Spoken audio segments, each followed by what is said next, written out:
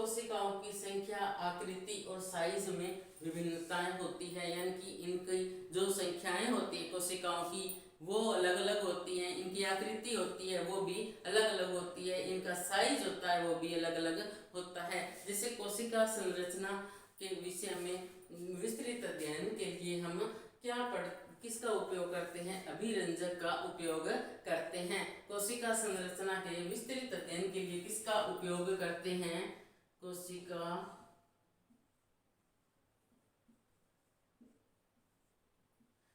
संरचना के विस्तृत अध्ययन के लिए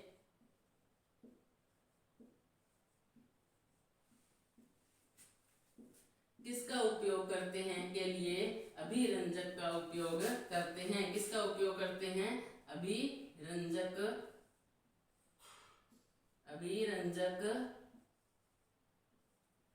का उपयोग करते हैं। किसका उपयोग करते हैं? अभिरंजक का उपयोग करते हैं। कोशिका संरचना के विस्तृत अध्ययन के लिए अभिरंजक का उपयोग करते हैं। जो जीवों की आकृति और साइज क्या होते हैं? अलग अलग होते हैं। जीवों की जो कोशिकाएं होती हैं उनकी संख्या भी अलग अलग होती है। कोशिका के अध्ययन के लिए किसका उपयोग करते हैं? अभिरंजक का उपयोग करते हैं। और कोशिका की सबसे पहले कोशिका की संख्या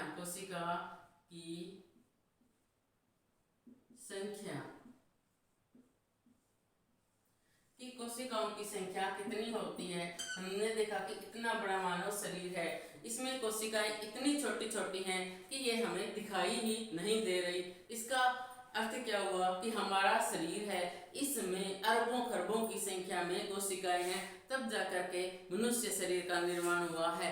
परंतु शुरुआत में जो एक ही जो कोशिका होती है वो होती है, एक ही कोशिका से मानव शरीर का शुरुआत में एक कोशिका होती है, फिर उससे अलग कोशिकाएं बनती जाती है जैसे जैसे हम बड़े होते हैं। और अब जैसे जैसे बड़े होते जाते हैं हमारे शरीर में अरबों खरबों की संख्या में कोशिकाएं होती जाती हैं, क्योंकि एक कोशिका से दूसरी कोशिका का निर्माण होता है। तो कोशिका मानव शरीर में क्या है? कई खरब कोशिकाएं हैं। ये क्या होती हैं? अलग अलग आकृति की होती है, अलग अलग साइज की होती है। कुछ जो सजीव होते हैं वो क्या होते हैं? बहुकोशिक होते हैं। कुछ सजीव क्या होते हैं?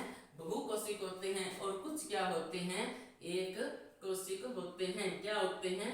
कुछ तो बहुकोशिक होते हैं। बहु मतलब अधिक, यानी कि कुछ सजीव जो होते हैं उनका निर्माण बहुत सारी जो है वो कोशिकाओं से होता है। और कुछ होते हैं वो सिर्फ एक कोशिका से ही उनका निर्माण होता है। उसी एक कोशिका से वो सारे जो कार्य हैं वो अपने संपन्न करते हैं।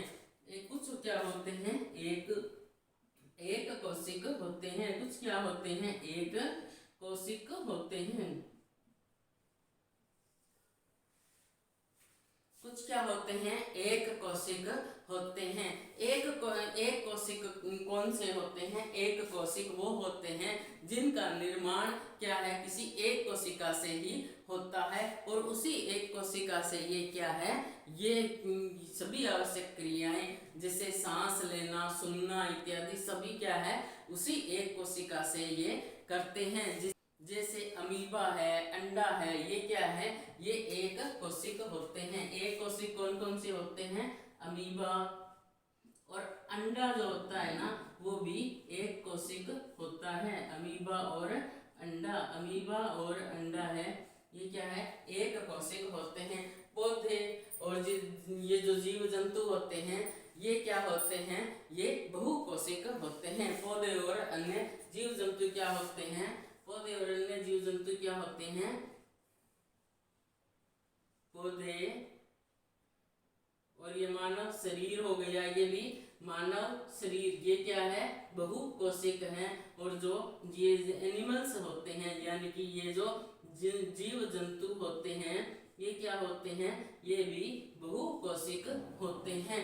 अमीबा, अंडा और ये जीवाणु इत्यादि ये क्या होते हैं, ये एक कोशिक होते हैं। एक कोशिका होती है, उसी से ही अलग क्रियाएं सब अपनी सभी क्रियाएं करते हैं। और जो बहुकोशिक होते हैं ये क्या होते हैं, ये एक से अधिक कोशिकाओं से मिलकर के बने होते हैं। परंतु जो इनका जो जीवन प्रारंभ होता है वो किससे होता है, इनके जीवों के जो जीवन होता है वो एक कोशिका से प्रारंभ होता है। जीवन प्रारंभ किससे होता है, जीवों का जो जीवन होता है, जीवों का जीवन किससे, एक कोशिका से प्रारंभ होता है। जीवन एक कोशिका से प्रारंभ होता है, यानी कि जब हमारा जीवन प्रारंभ होता है तब वो क्या होता है, वो एक कोशिका से हमारे जीवन का प्रारंभ होता है। किससे होता है, एक कोशिका से। एक कोशिका से। ये एक कोशिका कौन सी होती है, जो निषेचित अंडा होता है। ये क्या होता है, एक कोशिका कौन सी होती है, जो निषेचित अंडा होता है वो एक कोशिका होती है। निषेचित अंडा क्या होता है, एक कोशिका होता है। ये निषेचित अंडा, क्योंकि जो अंडा होता है वो क्या होता है, एक कोशिका होता है। और हमारे जीवन का प्रारंभ जो अंडे से होता है, तो वो अंडा क्या है, जो माँ के गर्भ में जो अंडे वगैरह बनते हैं वो जो माता पिता के जो निषेचित अंडे हैं उनसे मिलकर के हमारे जीवन का निर्माण होता है, वो एक ही होता है। तो वो निषेचित अंडा क्या होता है, एक ही होता है। निषेचित अंडा क्या है, गुणन करता है, वृद्धि और उसकी वृद्धि होती जाती है। तो उससे क्या है, उसके साथ साथ कोशिकाओं की जो वृद्धि है वो होती जाती है। सभी जो विशेष कार्य है ये क्या है, कोशिकाओं के समूह द्वारा होते हैं। ये क्या होते हैं, ये जब क्या वृद्धि और परिवर्धन के साथ कोशिका की संख्या में वृद्धि होती है। ये क्या है, ये जो निषेचित अंडा है इसमें क्या होगा, वृद्धि और परिवर्धन होगा। वृद्धि और परिवर्धन होगा। वृद्धि और जब परिवर्धन होगा तो क्या है, ये जो वृद्धि और जब परिवर्धन होगा तो ये क्या है, कोशिका की संख्या में वृद्धि होगी। तो क्या होगा, कोशिका की संख्या है उसमें क्या होगी, वृद्धि होगी। ठीक है, ये शुरू में ये अंडा तो था, जैसे जो ये पक्षी इत्यादि के अंडे होते हैं, अंडे ठीक है कि ये जो अंडा है ये क्या है, ये अंडा एक ही सेल है। पर जब पक्षी अंडे से बाहर अंडा क्या है, जब अंडा पकता है तो इसके क्यों पका, ये क्योंकि इसके अंदर क्या थी, अन्य सेल्स थी वो विकसित हुई और इससे क्या है, एक जो बच्चा है वो बन गया। ये इस तरह मल्टी सेल्यूलर बहुकोशिकीय बच्चे का निर्माण हुआ। इसी प्रकार जो मानव होते हैं, मानव का निर्माण भी एक कोशिका से होता है, एक बच्चे का निर्माण होता है। तो जब वो बच्चा अंदर बढ़ता है उसमें क्या है, कोशिकाओं की जो संख्या थी वो वृद्धि होती जाती है और इससे क्या है, मानव शरीर का निर्माण होता है। तो कोशिका ये जो वृद्धि होती है, परिवर्तन होता है, तो इससे क्या होती है, कोशिकाओं की संख्या में वृद्धि होती है। जो ये सभी विशेष कार्य होते हैं, ये कोशिकाओं के जो समूह होते हैं, कोशिकाओं का समूह क्या कहलाता है, उत्तक के द्वारा संपन्न होते हैं। कोशिकाएं, विभिन्न कोशिकाएं मिलकर के उत्तकों का निर्माण करते हैं। उत्तक मिलकर के अंगों का उत्तक होते हैं, वो हमारे जो ये अंग होते हैं इनका निर्माण करते हैं। और अंग होते हैं ये अलग अलग तंत्रों का निर्माण करते हैं, जैसे श्वसन तंत्र हो गया, आंखों से, आंखों में अलग कितनी सेल्स होंगी हमारी आंखों में, तो सेल्स ने मिलकर के उत्तकों का निर्माण किया, उत्तकों ने मिलकर के अंग का निर्माण किया। तो ये आंख में भी अलग अलग अंग होते हैं। तो ये देखने का काम हो रहा है, सुनने का काम, हमारे कानों से सुनने का काम हो रहा है। तो विभिन्न अंग क्या है, ये कोशिकाओं का समूह है। और विभिन्न कोशिकाओं का जो समूह होता है, ये हमारे जो हमारा शरीर विभिन्न प्रकार के जो काम करता है वो सभी काम इनसे कोशिकाओं के समूह द्वारा संपादित होते हैं, क्योंकि हमारे जो अंग हैं ये कोशिकाओं के समूह से मिलकर के बने हैं। तो कोशिकाओं का जो समूह होता है, कोशिका की संख्या के विषय में हमने देखा तो कोशिका एक कोशिकीय भी होते हैं, जो अंडा होता है और अमीबा होता है, ये क्या होता है, एक कोशिका होता है। जब अंडे में क्या है, ये जो मानव शरीर का निर्माण भी निषेचित अंडे से हुआ है, तो जीवन का प्रारंभ किससे होता है, एक कोशिका से होता है।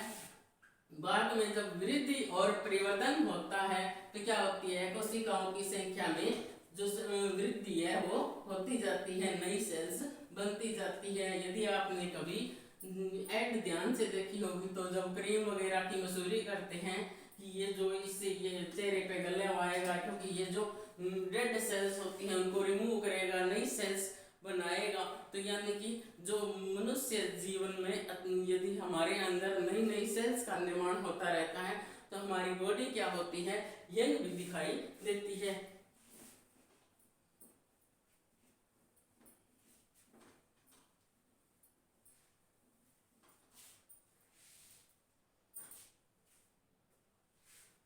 जो विभिन्न ये जो कोशिकाएं होती हैं, विभिन्न कोशिकाएं होती हैं, ये विभिन्न कोशिकाएं ऊतकों का निर्माण करती हैं। किसका निर्माण करती हैं, विभिन्न कोशिकाएं ऊतकों का निर्माण करती है, ऊतकों का निर्माण करती है। और विभिन्न ऊतक मिलकर के अंगों का निर्माण करते हैं।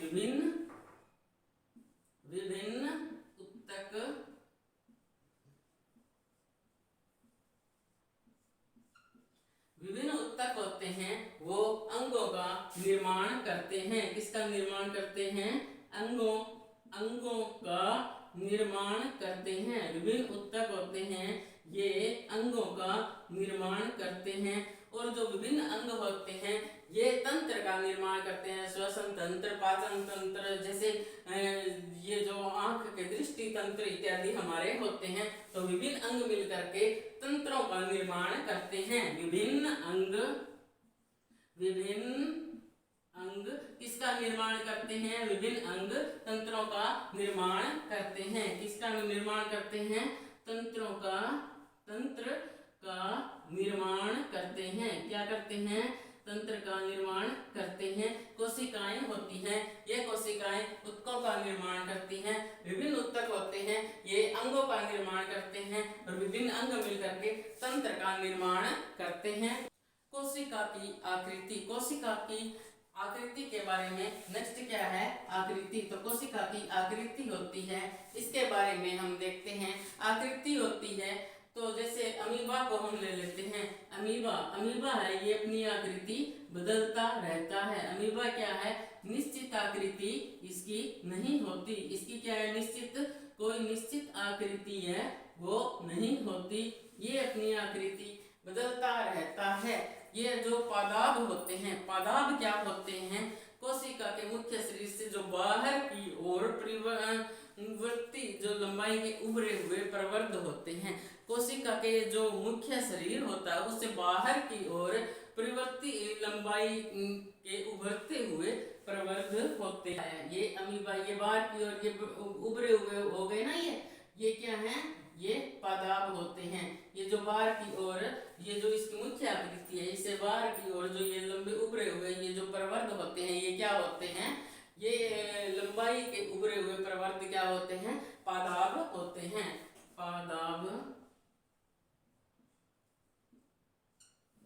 पादाब होते हैं कोशिका के मुख्य शरीर से बाहर की ओर उभरी हुई, बाहर की ओर क्या है, परिवर्ती लंबाई के उभरते हुए प्रवर्ध।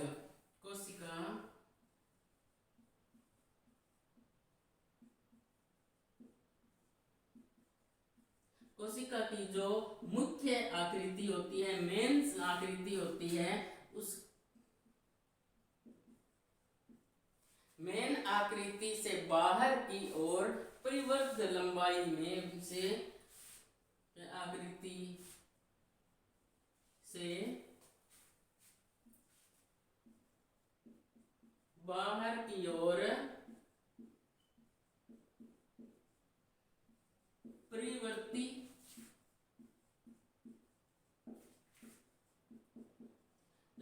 अपरिवर्ती लंबाई में उभरे हुए जो प्रवर्ध होते हैं वो क्या होते हैं, पादाब होते हैं। प्रवर्ध क्या होते हैं, पादाब होते हैं। अपनी अमीबा की कोई आकृति, अमीबा होता है, अमीबा की आकृति होती है वो निश्चित नहीं होती। जो इसके क्या होते हैं, ये पादाब है। क्यों नहीं होती, क्योंकि इसमें पादाब बनते रहते हैं। पादाब क्या होते हैं, जो अमीबा से, जो ये अमीबा है इसे बाहर की और ये जो लंबे लंबे होते हैं ना, ये बदलते रहते हैं। जैसे कभी ये यहाँ से लंबे लंबे हो गए ऐसे, तो इसकी आकृति क्या है, क्योंकि इसमें पादाब बनते रहते हैं बाहर की ओर उभरे हुए जो लंबे लंबे प्रवर्ध होते हैं ना, इसके कारण, क्योंकि इसमें प्रवर्ध बनते रहते हैं। तो भोजन ये क्या होते हैं, ये पादाब क्या करते हैं, अमीबा को गति देते हैं और ये भोजन जो ये भोजन करता है उस भोजन करने में अमीबा की सहायता करते हैं। तो पादाब क्या करते हैं, पादाब जो है ये पादाब, इसकी बदलती आकृति का कारण क्या है, पादाब। पादाब क्या है, अमीबा की बदलती आकृति का कारण।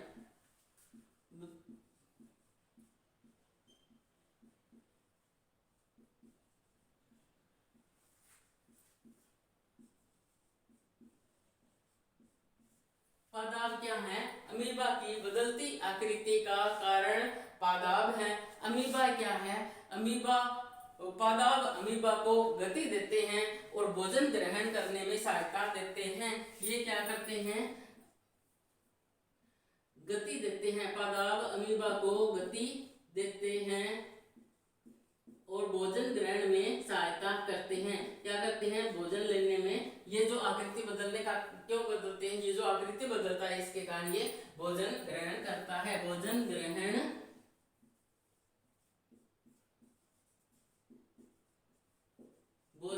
में सहायता करते हैं। ये पादाब क्या होते हैं, पादाब क्या होते हैं कि अमीबा की मुख्य आकृति होती है उससे बाहर की और परिवर्ध लंबाई में उभरे हुए प्रवर्ध होते हैं। ये पादाब बनने का मुख्य, जो आकृति बदलने का मुख्य कारण क्या है, पादाब है। पादाब अमीबा को गति देते हैं, भोजन ग्रहण में सहायता करते हैं। क्या करते हैं, अमीबा क्या होता है, एक और अमीबा क्या होता है, एक पूर्ण विकसित जीव होता है, वन सेलुलर होता है। और ये क्या होता है, एक कोशिका होती है। इसकी क्या होती है, एक ही कोशिका होती है। क्या होती है, एक, इसमें एक कोशिका होती है। और ये क्या होता है कि पूर्ण विकसित जीव है और इसका अपना स्वतंत्र अस्तित्व है। ये कोई अधूरा नहीं है, अभी इसमें एक कोशिका है तो इसके कारण ये पूर्ण विकसित नहीं है। ये क्या है, पूर्ण विकसित जीव है। पूर्ण विकसित, ये क्या है, पूर्ण विकसित जीव है। और ये क्या है, ये पूर्ण विकसित जीव है और इसका अपना स्वतंत्र अस्तित्व है। इसका क्या है, स्वतंत्र, इसका अपना स्वतंत्र अस्तित्व है। ये क्या है, ये एक पूर्ण विकसित जीव है और इसका अपना स्वतंत्र अस्तित्व है। तो अब हमने देखा कि जो अमीबा होता है, आकृति के बारे में। अब आकृति है, जैसे हम अमीबा को ले लेते हैं तो इसकी कोई निश्चित आकृति नहीं होती। क्यों नहीं होती, क्योंकि इसमें पादाब बनते रहते हैं। अब ये पादाब क्या होते हैं, पादाब होते हैं जो बाहर की ओर परिवर्तित, जो ये लंबे लंबे उभरे हुए होते हैं, जो लंबे लंबे, ये क्या होते हैं, पादाब होते हैं। पादाब अमीबा की आकृति बदलने का कारण क्या है, पादाब है। अब ये पादाब क्यों बनते हैं, क्योंकि ये किसी फायदे के लिए बनते होंगे, तो ये इसको गति देते हैं, भोजन ग्रहण में इसकी सहायता करते हैं। अमीबा क्या होता है, हमें पता था अमीबा में कितनी कोशिकाएं होती, कोशिकाओं की संख्या कितनी होती है, एक होती है। परंतु एक कोशिका होने के बावजूद ये एक पूर्ण विकसित जीव है और इसका अपना स्वतंत्र होती है। इनमें जो सफेद रक्त कोशिकाएं होती हैं, WBC, व्हाइट ब्लड सेल्स, इन्हें क्या कहते हैं, सफेद रक्त कोशिकाएं। सफेद रक्त कोशिकाएं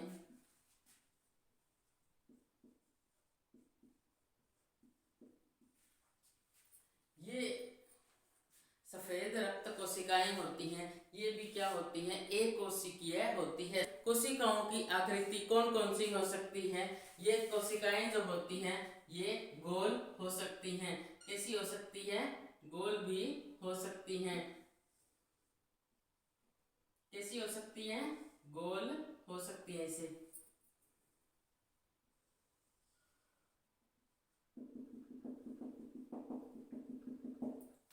और दूसरी जो इनकी आकृति है वो कैसी हो सकती है, आगे से नुकीली, बीच में से थोड़ी मोटी, इस तरह की हो सकती है। इस तरह की शेप भी की हो सकती है।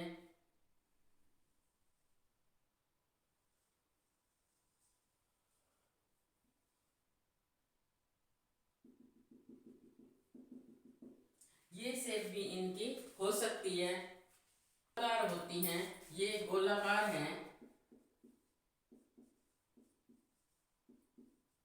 ये जो गोलाकार है, गोलाकार कौन सी कोशिकाएं होती हैं, रक्त कोशिकाएं होती हैं। इनकी आकृति कैसी होती है, गोल होती है। रक्त कोशिकाएं कैसी होती हैं, गोलाकार। कौन सी होती हैं, रक्त कोशिकाएं।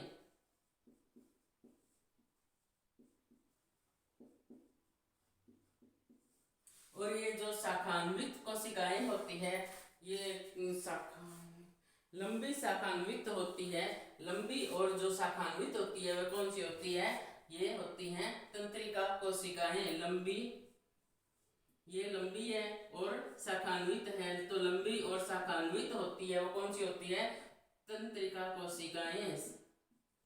वो कौन सी होती है, तंत्रिका कोशिकाएं। लंबी और शाखान्वित होती है वो कौन सी होती है, तंत्रिका कोशिकाएं होती हैं। ये लंबी और शाखान्वित होती हैं। जो नुकीली होती है बीच में से, तरकु जैसा आकार होता है ना, उन्हें क्या कहते हैं, ये तरकु जैसी है तो इन्हें क्या कहते हैं, तरकु रूप। तरकु रूप कोशिकाएं, तरकु रूप ये कौन सी कोशिकाएं होती हैं, ये होती हैं पेशीय कोशिकाएं। कौन सी होती है, पेशीय कोशिकाएं। तरकु रूप होती हैं वो कौन सी होती है, पेशीय कोशिकाएं होती हैं। ये जो लंबी शाखान्वित शाखाएं होती हैं ये क्या होती है, तंत्रिका कोशिकाएं होती हैं। और तंत्रिका कोशिकाएं क्या होती हैं कि ये शरीर इनके द्वारा शरीर में नियंत्रण और समन्वय का कार्य करती है। इससे हम अपने शरीर पर नियंत्रण कर सकते हैं और समन्वय कर सकते हैं। तो जो तंत्रिका कोशिकाएं होती हैं उनके द्वारा हम क्या कर सकते हैं, तंत्रिका कोशिकाएं ये क्या काम करती हैं, इनसे हम क्या काम लेते हैं, ये क्या करती है, नियंत्रण और समन्वय का कार्य करती है। नियंत्रण और समन्वय, नियंत्रण और समन्वय का कार्य करती है। नियंत्रण कैसे है, जैसे अब मुझे क्या बोलना है, ये सब मैंने अपने बॉडी में, माइंड है ये अपनी बॉडी को ऑर्डर दे रहा है। और काम ये कौन सी कोशिकाएं कर रही है, ये तंत्रिका कोशिकाएं जो होती हैं वो ये काम कर रही है। जो तंत्रिका कोशिकाएं, नियंत्रण का समन्वय क्या होता है कि अब मेरा पूरी बॉडी का बैलेंस है, जैसे मैं चल रही हूँ तो एक बैलेंस में चल रही हूँ, मतलब मेरे शरीर में क्या है, एक समन्वय है। तब जो हाथ हिला रही हूँ उनमें भी एक समन्वय है। अब मुझे लिखना है उस टाइम भी अपनी बॉडी का एक समन्वय बना रहता है। तो ये जो नियंत्रण का अपने शरीर पर और समन्वय का कार्य है ये कौन सी कोशिकाएं करती हैं, ये तंत्रिका कोशिकाएं करती हैं। कोशिका के विभिन्न संगठक होते हैं, ये क्या होते हैं, कोशिका के जो विभिन्न संगठक होते हैं तो ये क्या होते हैं, ये एक झिल्ली द्वारा परिबद्ध होते हैं।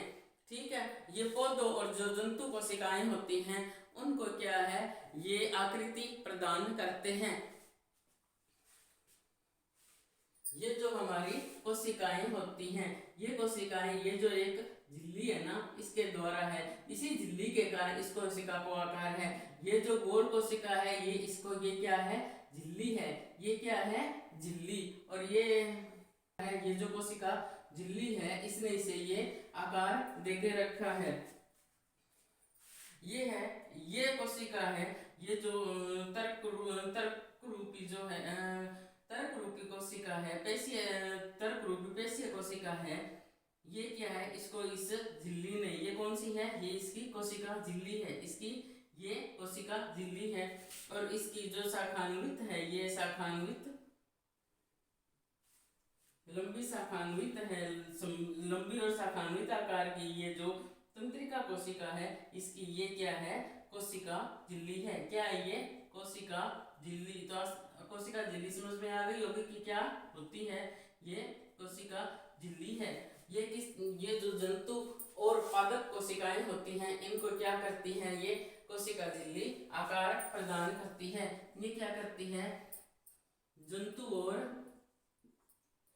जंतु और पादप कोशिकाएं, जंतु मतलब जितने भी जीवनधारी हैं, वो जीव जंतु हैं वो, और जो पेड़ पौधे हैं, पादप इत्यादि, उनको क्या है, पादप कोशिकाएं होती हैं, उनको आकार प्रदान करता है। कोशिका को आकार प्रदान करता है। क्या करती है, ये आकार प्रदान करती है। परंतु जो ये पादप कोशिकाएं होती हैं, जैसे हमने एक लीफ ली, उसके बाद ये क्या है, ये कोशिका झिल्ली है। और आपने कोशिका झिल्ली के बाहर एक और भी मतलब दीवार सी देखी होगी, इस तरह की एक लाइन सी लगी होती है इस तरह। तो ये क्या होती है, ये कोशिका झिल्ली है। अंदर वाली क्या है, कोशिका झिल्ली। और कोशिका झिल्ली के बाहर क्या है, कोशिका झिल्ली के बाहर ये वाली क्या है, कोशिका भित्ति। ठीक है, ये क्या है, कोशिका भित्ति। ये किस में होती है, ये पादप कोशिकाएं होती हैं, उनमें होती है।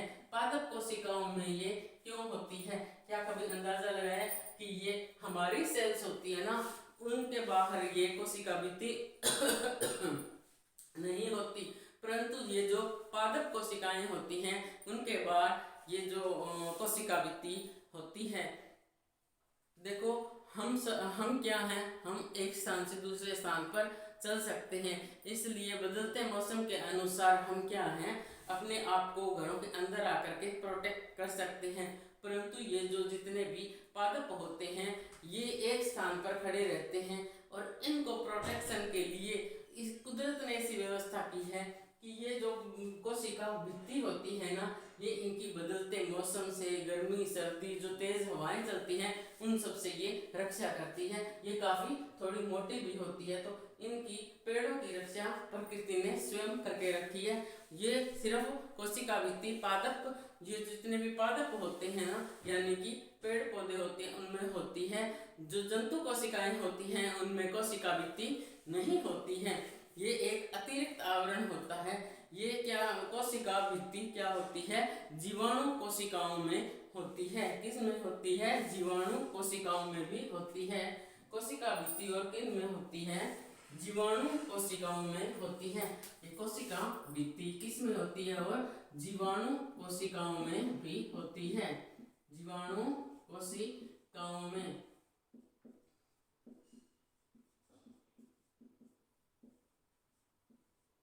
जीवाणु कोशिकाएं होती हैं, उनमें भी कोशिका भित्ति होती है।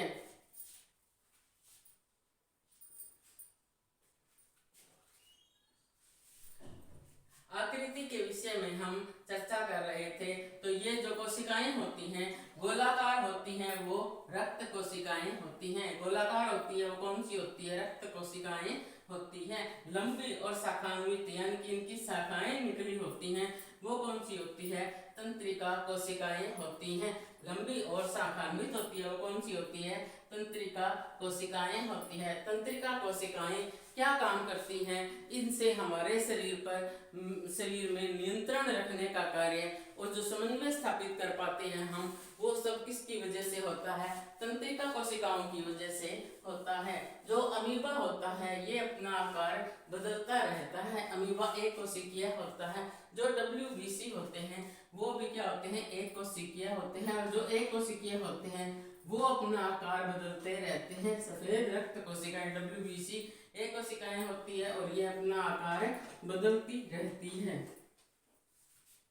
अब बात आती है ये तर्क रूपी, जो ये तर्क रूपी पेशी कोशिकाएं होती हैं। तर्क रूपी ये क्या होती हैं, ये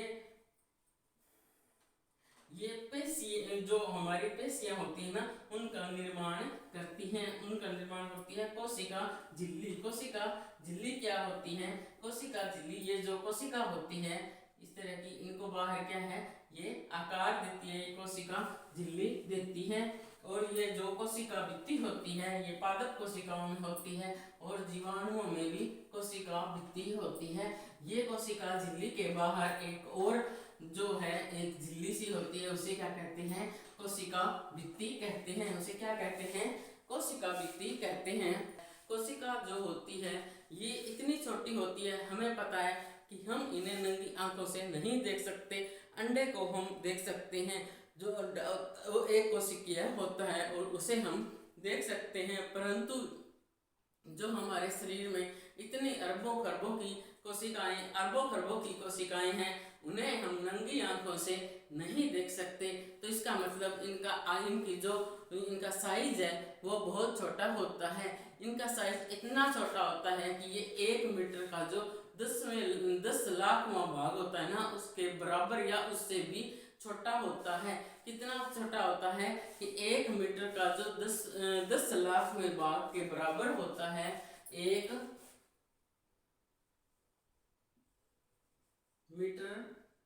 मीटर के जो 10 लाखवें हिस्से के बराबर, 10 लाखवें हिस्से के बराबर है या उससे भी छोटा होता है, या क्या होता है, उससे भी छोटा होता है,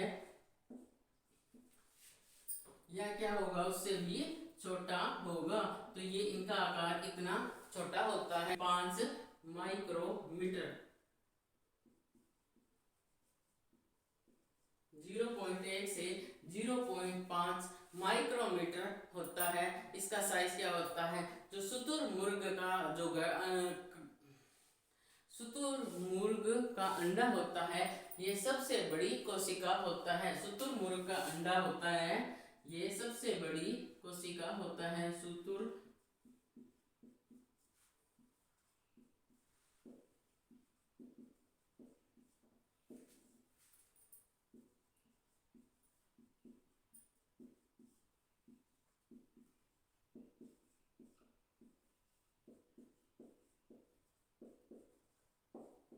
और इसका साइज क्या होता है, इसका साइज होता है 170 mm multiply 130 mm micrometre. mm मतलब माइक्रोमीटर। शुतुरमुर्ग का अंडा होता है ये सबसे बड़ी कोशिका होता है। इसका साइज कितना होता है, 170 mm मल्टीप्लाई 130 mm। जो सबसे छोटी कोशिका है उसका साइज 0.1 mm से 0.5 mm तक होता है। ये जो कोशिका का साइज है ये क्या होता है, जो 1 मीटर होता है उसके 10 लाखवें हिस्से के बराबर भी हो सकता है, उससे छोटा या बड़ा भी हो सकता है। तो ये इनका साइज था। अब हम एक देखते हैं कि जैसे अंडा है, एक अंडे को उबालते हैं और इसका क्या है, छिलका है उसको अलग कर लेते हैं। तो उसमें हम थोड़ी देर बाद में हम क्या देखते हैं कि वो जो अंडा है उसका जो सफ़ेद पदार्थ है ये केंद्र में, ये क्या है, सफ़ेद पदार्थ है ना, ये केंद्र का जो पीला भाग है, ये जो ये अंडा था और इसके केंद्र में क्या है, पीला भाग है। क्या पीला भाग है, और ये क्या है, ये इसके चारों ओर क्या है, एक सफेद भाग है। ठीक है, ये सफेद भाग है ना, इससे इसने इसको पीले भाग को सफेद भाग से घेरा हुआ है। ये जो सफेद भाग होता है इसको एल्ब्यूमिन कहते हैं। सफेद भाग को क्या कहते हैं, एल्ब्यूमिन कहते हैं। सफेद भाग को क्या कहते हैं, एल्ब्यूमिन कहते हैं। पीले भाग को क्या कहते हैं, पीले भाग को यॉक कहते हैं।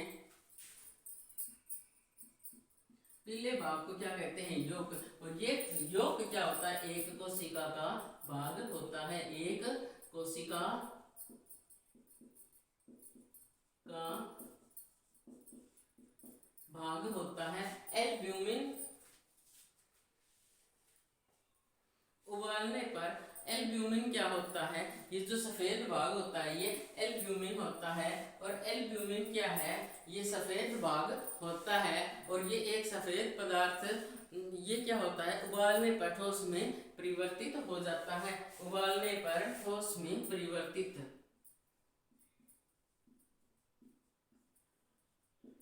से 0.5 माइक्रोमीटर, माइक्रोमीटर होता है। शुतुरमुर्ग का अंडा होता है, ये सबसे बड़ी कोशिका है और ये 170 माइक्रोमीटर क्या है, इसका साइज 170 माइक्रोमीटर मतलब मल्टीप्लाई गुणा में 130 माइक्रोमीटर। ये जो एक अंडा होता है, हमने एक अंडे को लिया, उसको जब उबाला तो इसमें क्या था, और उसका छिलका था, उसको उतार दिया। उबालने पर हम क्या देखते हैं, इसके केंद्र में पीला भाग है और इस पीले भाग को यौक कहते हैं। और ये यौक है, ये एक कोशिका का भाग होता है। ये जो पीला भाग है इसको चारों ओर से सफेद भाग ने घेरा हुआ है, जो ये ऐसे है, ये सफेद भाग है। इस सफेद भाग को एल्ब्यूमिन कहते हैं। और ये जो एल्ब्यूमिन होती है ये उबालने पर ठोस में परिवर्तित हो जाता है। एल्ब्यूमिन क्या है, उबालने पर ठोस में परिवर्तित हो जाता है।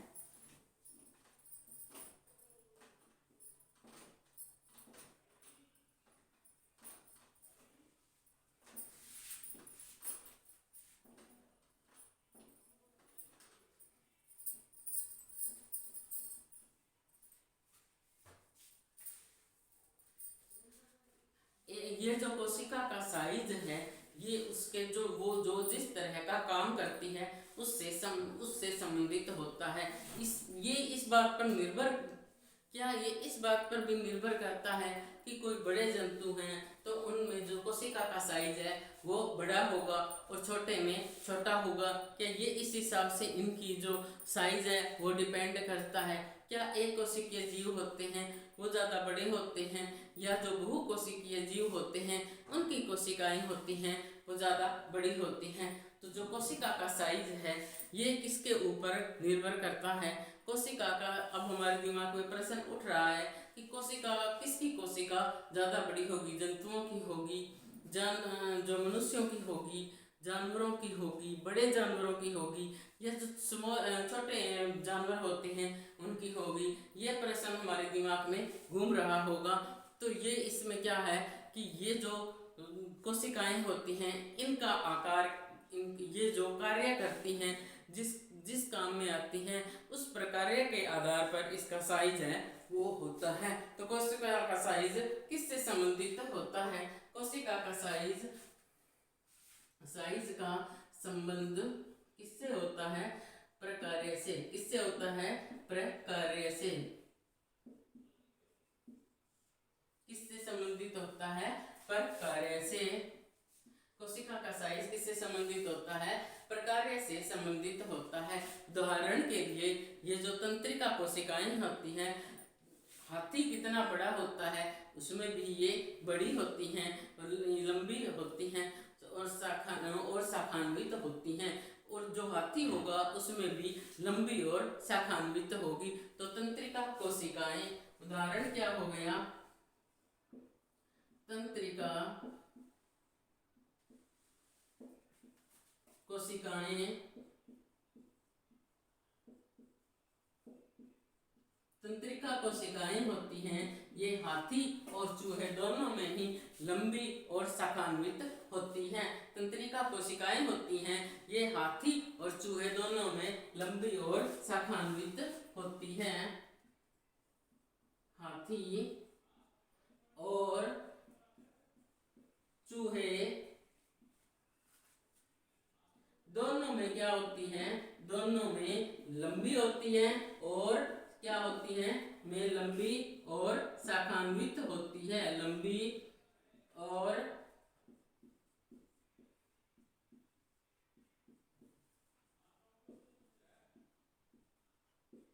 शाखान्वित होती है। हाथी और चूहे में ये क्या है, लंबी और शाखान्वित होती हैं। इनका काम क्या होता है, संदेश का स्थानांतरण करना।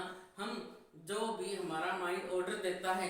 जैसे अब हम जा कर के मैं क्या करना चाहती हूँ, अब मैं वीडियो बना रही हूँ और पढ़ाना चाहती हूँ, तो ये जो क्या है, इस कार्य को ये दिमाग ने ऑर्डर दिया है और इस ऑर्डर का पालन करेगा कौन? तंत्रिका कोशिकाएं। कौन सी कोशिकाएं करेगी? तंत्रिका कोशिकाएं। तंत्रिका कोशिकाएं क्या काम करती है? संदेश का स्थानांतरण करती है। इनका कार्य क्या होता है? संदेश का स्थानांतरण करना।